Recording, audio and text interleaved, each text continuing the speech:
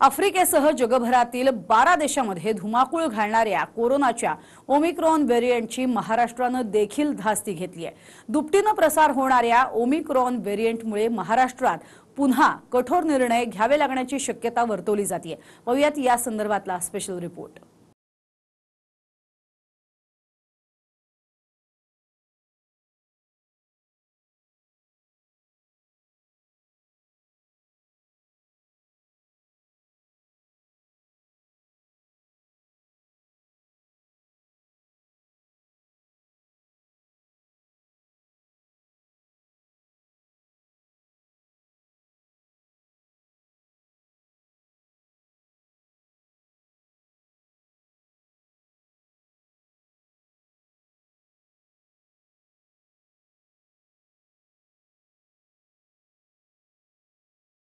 South आफ्रिकेमध्ये हे खूप मोठ्या पद्धतीनं वाढतंय, तर आपल्याला तिकडचे येणारे प्लेन्स हे नक्कीच थांबवले पाहिजे। तर ते आपल्या अधिकारातला विषय नाही, तो केंद्राच्या अधिकारातला आहे। तो माननीय चहल जे आयुक्त आहेत मुंबई महानगरपालिकेचे, त्यांनी मला हा निरोप दिला की आरोग्यमंत्री म्हणून आपण तसं पत्र पाठवावं।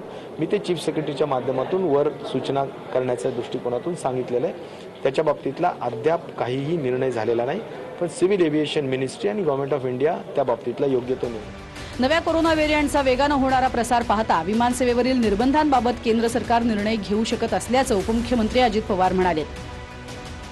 टास्क फोर्स किंवा ह्याच्यातले तज्ञ लोकांचं म्हणणं असं आहे की त्याचा प्रसार इतका जोरात होतो, इतका फास्ट होतो, त्याच्यामुळं मागचा मी अनुभव सांगितला पुण्याचा एका पेशंटचा दुबईवरून आलेला, तसं त्या भागातनं येणाऱ्या विमानाच्या संदर्भामध्ये केंद्रानेच निर्णय घेतला पाहिजे। तो राज्य सरकार निर्णय त्या ठिकाणी घेऊ शकतो।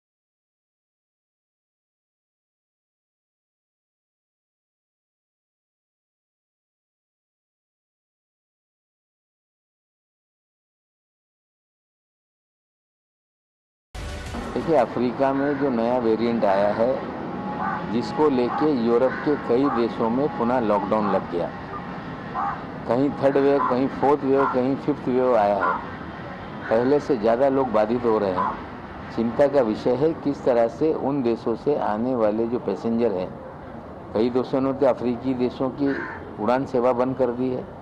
ये निर्णय केंद्र सरकार को लेना है। जब तक केंद्र सरकार निर्णय नहीं लेती तो कम से कम उन्हें 14 दिन का क्वारंटाइन करने का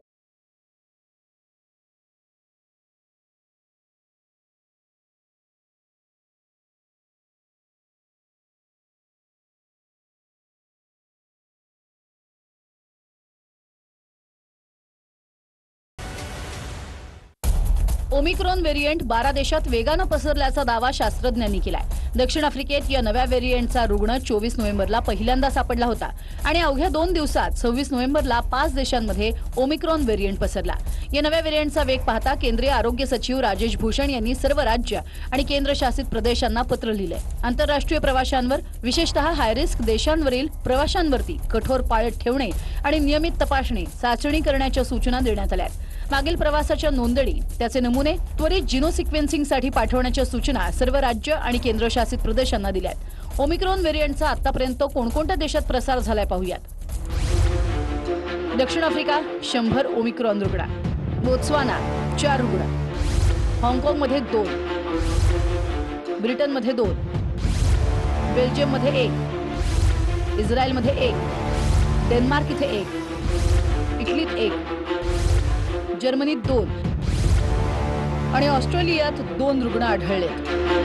जागतिक संघटनेनं या व्हेरिएंटला व्हेरिएंट ऑफ कन्सर्न असं म्हटलंय। अमेरिकेतील न्यूयॉर्कमध्ये आणीबाणी लागू करण्यात आली आहे। न्यूयॉर्कमध्ये कोरोना बाधितांची वाढती संख्या आणि रुग्णालयामध्ये दाखल होणाऱ्यांची संख्या वाढल्यानंतर हा निर्णय घेण्यात आला आहे। Britain, Canada, France, Austria, Germany, Italy आणि नेदरलँड्सनं आफ्रिकन देशांमध्ये प्रवास निर्बंध लागू केलेत।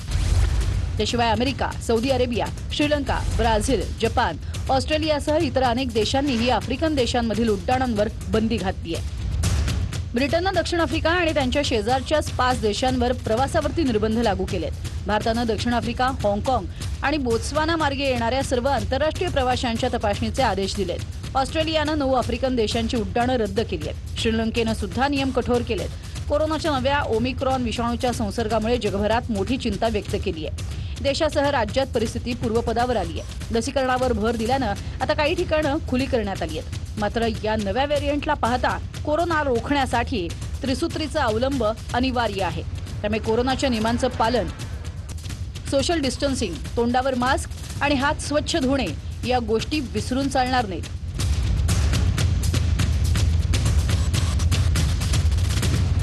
Bureau report, TV9 Marathi.